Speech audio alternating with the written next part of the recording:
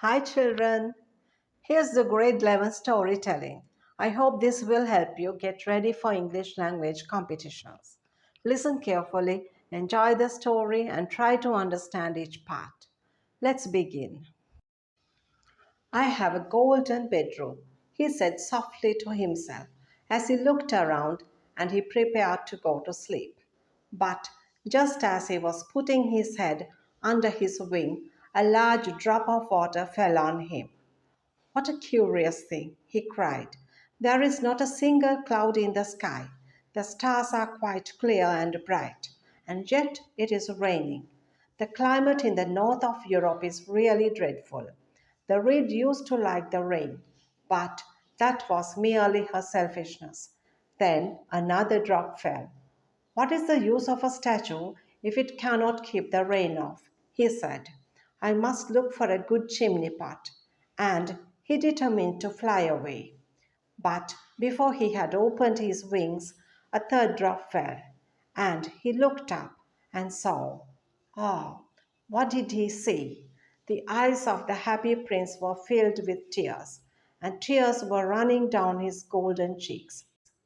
His face was so beautiful in the moonlight that the little swallow was filled with pity. Who are you? He said. I am the happy prince. Why are you weeping then? Asked the swallow. You have quite drenched me.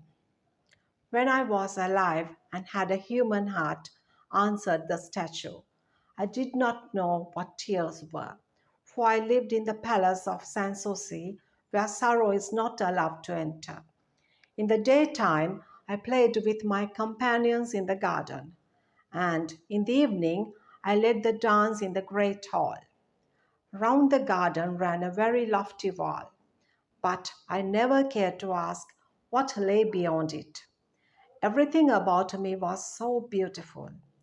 My courtiers called me the happy prince, and happy indeed I was if pleasure be happiness. So I lived and so I died. And now that I'm dead, they have set me up here so high that I can see all the ugliness and all the misery of my city. And though my heart is made of lead, yet I cannot choose but to weep. What? Is it not solid gold? Said the swallow to himself. He was too polite to make any personal remarks out loud.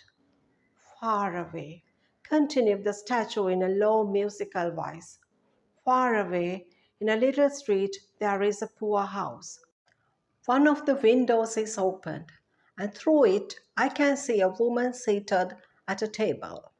Her face is thin and worn, and she has coarse red hands, all pricked by the needle, for she is a seamstress.